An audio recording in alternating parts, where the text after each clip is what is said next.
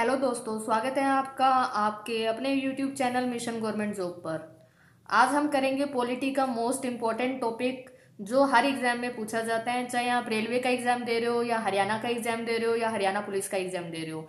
Group D में जिन students ने exam दिया है उनको पता है कि इस टॉपिक से बिल्कुल स्मॉल सा टॉपिक है, हर शिफ्ट के अंदर कोई ना कोई क्वेश्चन जरूर पूछा गया था। तो आज हम ये टॉपिक डिस्कस करेंगे और इसको याद करने की कोशिश करेंगे, वो भी बिना किसी ट्रिक के।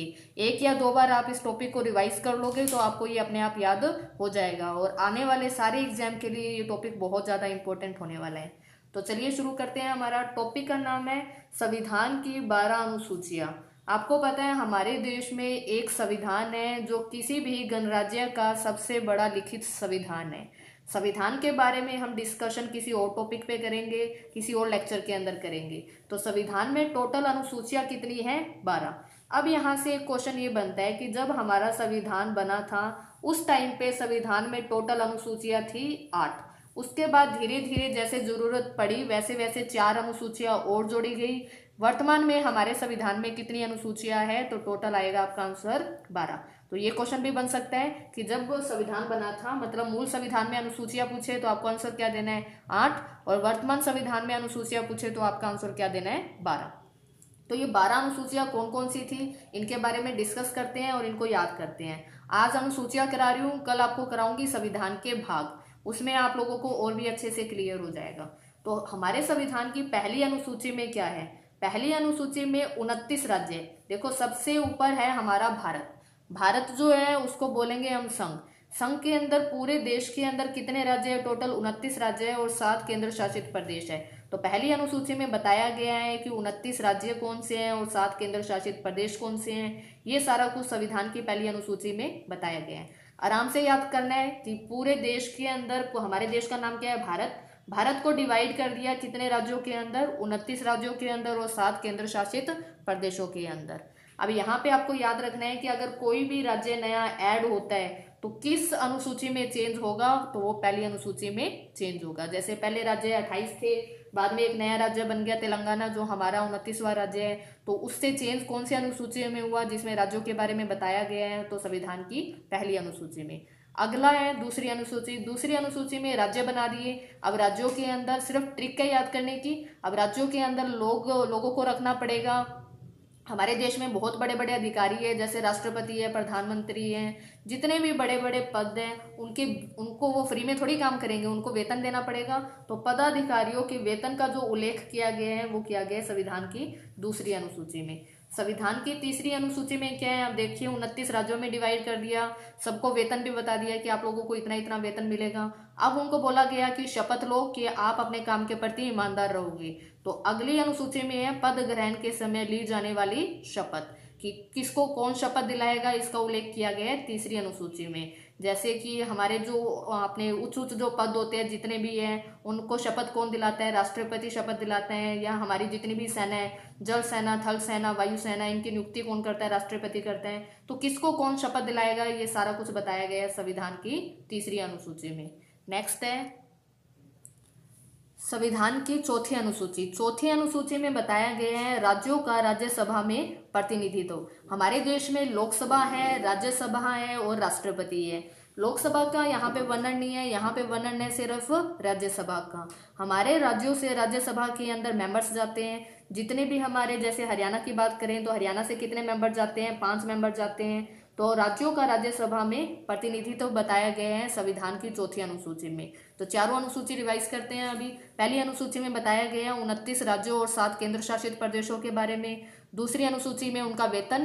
तीसरी अनुसूची में शपथ। और चौथी अनुसूची में बताया गया है राज्यों का राज्यसभा में प्रतिनिधित्व। एक दो बार रिवाइज करोगे तो आपको याद हो जाएगा। पांचवी अनुसूची में बताया गया है कि अनुसूचित क्षेत्र और अनुसूचित जनजाति का उल्लेख किया गया है। मतलब जो एससी कैटेगरी में जो आते हैं उनका उल्लेख किस में किया गया है? 5वीं अनुसूची में किया गया है। उसके बाद है छठी अनुसूची। छठी में किसका उल्लेख किया गया है? देखो कुछ ऐसे जनजाति क्षेत्र है जिनका उल्लेख अलग से किया गया है, उनके लिए एक अलग से अनुसूची बना दी। वो कौन कौन से हैं? असम, मेघालय, त्रिपुरा और मिजोरम। इनके अंदर जो भी जनजाति क्षेत्र आते हैं उनका उल्लेख किया गया है संविधान की 6ठी अनुसूची में, और बाकी जितने भी हैं उनका उल्लेख किया गया है 5वीं अनुसूची में। अब यहाँ पे असम का नाम आया है तो आप लोगों को रिवाइज करना है। असम की राजधानी दिसपुर, मेघालय की राजधानी शिलोंग, त्रिपुरा की राजधानी अगरतला और मिजोरम की राजधानी आइजोल। साथ साथ में जितना रिवाइज करोगे उतना ज़्यादा चीज़ें आपको अच्छे से याद रहेगी। अब आप मुझे कमेंट करके बताइए असम के सीएम, मेघालय के सीएम, त्रिपुरा के सीएम और मिजोरम के सीएम, ताकि आपको और ज़्यादा अच्छे से इन चीज़ों की नॉलेज हो जाए। नेक्स्ट है 7वीं अनुसूची। 7वीं अनुसूची में बताया गया है, अब देखिए सभी को सभी के अधिकार भी दे दिए। अब राज्यों और केंद्र को ये पता होना चाहिए कहाँ कहाँ पर उनको काम करना है या उनके पास कितनी पावर है। जैसे केंद्र और राज्यों के बीच में शक्तियों का बंटवारा, कि किस मामले पर डिसीजन केंद्र लेगा और किस मामलों पर डिसीजन राज्य सरकार लेगी, उनको बता दिया कि आप लोगों को इतने इतने अधिकार है, ये शक्ति है। तो इसमें हमारे पास 3 प्रकार की सूचियां आती हैं, संघ सूची, राज्य सूची और समवर्ती सूची। संघ सूची में वो मामले आते हैं जिनमें डिसीजन सिर्फ कौन ले सकता है, केंद्र सरकार। जैसे हम बात करें रक्षा से रिलेटेड, अगर रक्षा से रिलेटेड कोई भी मामला होता है तो उसमें डिसीजन कौन लेगा, केंद्र सरकार। राज्य सूची में वो सारे मामले आएंगे जिसमें डिसीजन कौन लेगा, राज्य सरकार। जैसे अगर हम बात करें कृषि से रिलेटेड, अगर कृषि से रिलेटेड कोई काम है तो उस राज्य की सरकार डिसीजन ले सकती है, दाम को कम ज़्यादा करना है तो भी डिसीजन ले सकती है। और समवर्ती सूची में वो सारे मामले आएंगे जिसमें दोनों मिलकर डिसीजन ले सकते हैं। ये एक अलग से टॉपिक है, इसको टॉपिक में डिस्कस करेंगे। यहाँ पर आपको याद रखना है कि तीनों अनुसूचियों का वर्णन किस अनुसूची में है, 7वीं अनुसूची में है, मतलब केंद्र और राज्यों के बीच शक्तियों का बंटवारा। नेक्स्ट है 8वीं अनुसूची में उल्लेख किया गया है 22 भाषाओं का उल्लेख किया गया है। तो यहाँ से एक क्वेश्चन ये बनेगा, हमारे संविधान में कितनी भाषाओं का उल्लेख है, तो संविधान में 22 भाषाओं का उल्लेख किया गया है। तो जब मूल संविधान, हमारा संविधान बना था तो उस टाइम पे हमारे संविधान में अनुसूचियाँ कितनी थी, 8 ही अनुसूचियाँ थी। पहली अनुसूची में क्या था, पहली अनुसूची में 29 राज्य और 7 केंद्र शासित प्रदेश, दूसरी में उनका वेतन, तीसरी में शपथ, चौथी अनुसूची में राज्यों का राज्यसभा में प्रतिनिधित्व, 5वीं अनुसूची में अनुसूचित क्षेत्रों और अनुसूचित जनजाति का उल्लेख किया गया है, 6ठी में कुछ विशेष क्षेत्र है जिनमें जो जनजाति क्षेत्र है उनका एक अलग से अनुसूची बना दी, 7वीं में केंद्र सरकार और राज्य सरकार को बता दिया उनकी शक्तियों के बारे में, और 8वीं अनुसूची में 22 भाषाओं का उल्लेख। नेक्स्ट हमारे पास आएगी जो अब वर्तमान में है, जिसको बाद में जोड़ा गया था। तो बाद में कितनी अनुसूचियां जोड़ी गई थी, तो टोटल 4 अनुसूचियां जोड़ी गई थी बाद में, 9वीं, 10वीं, 11वीं और 12वीं। अब देखो सबके पास ये 9वीं अनुसूची क्यों जरूरत महसूस हुई इसको जोड़ने की, जैसे उस टाइम तक जो जमींदार वगैरह थे वो संपत्तियों पर कब्जा करने लगे थे तो लोगों को बहुत ज़्यादा प्रॉब्लम होने लगी थी। अब ये तो नहीं कह सकते यहाँ पे कि वर्तमान में जिसके पास संपत्ति है आपने कह दिया कि जिसकी लाठी उसकी भैंस, ऐसा नहीं हो सकता। संपत्ति से रिलेटेड बहुत सारे मामले आने लगे, बहुत सारा क्राइम होने लगा, तो संविधान के अंदर 9वीं अनुसूची जोड़ी गई।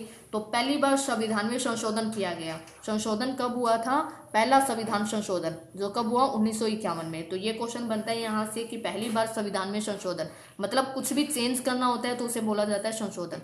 तो पहली बार हुआ था 1951 में। कौन सा संशोधन था, पहला संविधान संशोधन था। कौन सी अनुसूची को जोड़ा गया था, 9वीं अनुसूची को। 9वीं अनुसूची में है क्या, संपत्ति के अधिकार का अधिग्रहण। संपत्ति के अधिकार का मतलब है जिसके संपत्ति के ऊपर साइन होंगे वो ही संपत्ति का मालिक माना जाएगा। तो ये जोड़ी गई थी 9वीं अनुसूची में। फिर है 10वीं अनुसूची में, इसको याद कर सकते हो कि जिसके पास ज्यादा संपत्ति लोग भी उसी के पास ज्यादा।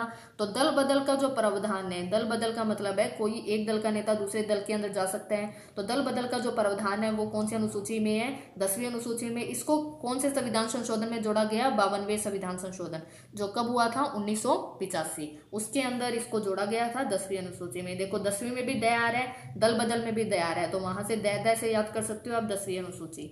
पेपर में इसी प्रकार से क्वेश्चन आता है 22 भाषाओं का उल्लेख कौन सी अनुसूची में है, राज्यों और केंद्र के बीच शक्तियों का बंटवारा कौन सी अनुसूची में है। अगला क्वेश्चन, अगला जो बनेगा 11वीं अनुसूची। 11वीं अनुसूची में क्या था, देखो केंद्र और राज्य इतना बड़ा काम एक साथ नहीं संभाल पाए, तो अपने गांव के स्तर पर पंचायत की जरूरत महसूस हुई, तो पंचायत राज संस्थाओं का उल्लेख किया गया है 11वीं अनुसूची में।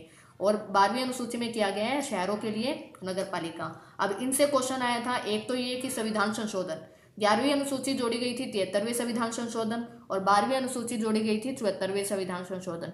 ग्रुप डी का पेपर उठा के आप लोग देख सकते हो, उनके अंदर ये क्वेश्चन पूछे गए थे। एसएससी का किसी भी लेवल का पेपर आप लोग उठा लीजिए, उसमें भी ये क्वेश्चन आपके बार बार रिपीट होते हैं।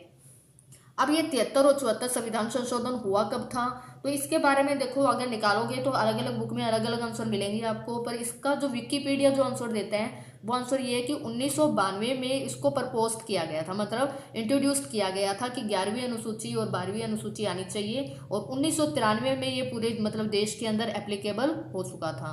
तो इसका 1992 और 1993 दोनों ही आंसर इसके सही माने जाते हैं। इंट्रोड्यूस किया गया था 1992 में, और पूरे मतलब एप्लीकेबल कब हुआ था, ये फोर्स कब हुआ था, 1993 में। अलग अलग बुक में अलग अलग आंसर है, लेकिन विकिपीडिया पे दोनों आंसर है। आप लोग विकिपीडिया सर्च करके देख सकते हो कि 73वां संविधान संशोधन कब हुआ था, तो उसमें यही लिखा हुआ मिलेगा 1992 में इसको इंट्रोड्यूस किया था और 1993 में ये फोर्स में आया था। इसी प्रकार 74वां संविधान संशोधन के लिए भी यही लिखा गया था। तो ये थी हमारे संविधान की टोटल 12 अनुसूचियाँ।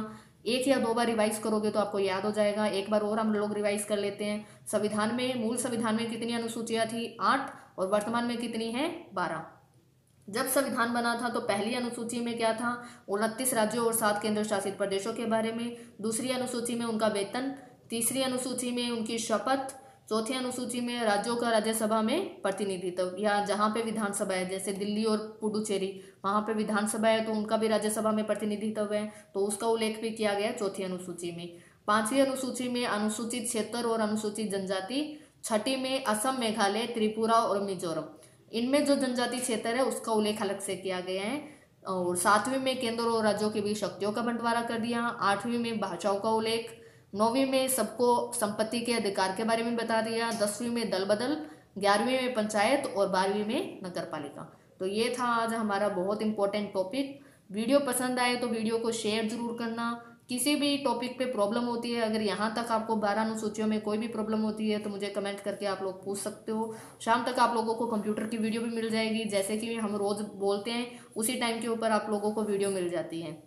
अब आप लोग देखिए, अभी तक हमारा चैनल मोनेटाइजेशन नहीं हुआ है, अप्लाई कर रखा है हमने, फिर भी हम रेगुलर वीडियो डाल रहे हैं। किसी भी चैनल को देख लेना, जब तक मोनेटाइजेशन नहीं होता वो बहुत कम वीडियो डालते हैं, उनकी वीडियो होती है 60-70 के लगभग, लेकिन हमारे चैनल पे 180 के करीब वीडियो होने वाली है, क्योंकि हमारा ऑब्जेक्टिव है आप लोगों को नॉलेज प्रोवाइड करना। ऑफलाइन मेरे फुल डे के बैचेस रहते हैं, लेकिन फिर भी आप लोगों को वीडियो प्रोवाइड करते हैं, ताकि मैंने ये बोला था कि हरियाणा कांस्टेबल से पहले आप लोगों का कंप्यूटर का सिलेबस मैं पूरा करा दूंगी, तो कांस्टेबल से पहले आप लोगों का कंप्यूटर डिटेल में कंप्लीट हो जाएगा। उसके बाद कंप्यूटर में आप लोगों को कोई भी प्रॉब्लम नहीं रहेगी। तो वीडियो पसंद आती है तो वीडियो को शेयर जरूर किया करो, ताकि और भी लोगों को बेनिफिट हो सके, क्योंकि शेयर करने से अभी तक हमें कोई बेनिफिट नहीं है, क्योंकि आप लोग देख पा रहे हो कि वीडियो पे कोई भी एडवर्टाइजमेंट नहीं आती है। तो जब तक एडवर्टाइजमेंट नहीं आती तब तक तो पेमेंट नहीं मिल सकती। फिर भी मैं कोशिश करती हूँ कि आप लोगों तक मैं मेरी नॉलेज पहुँचा सकूँ। तो प्लीज़ वीडियो को शेयर जरूर किया करो, पसंद आता है तो लाइक भी किया करो, और चैनल को सब्सक्राइब जरूर करना। Thank you.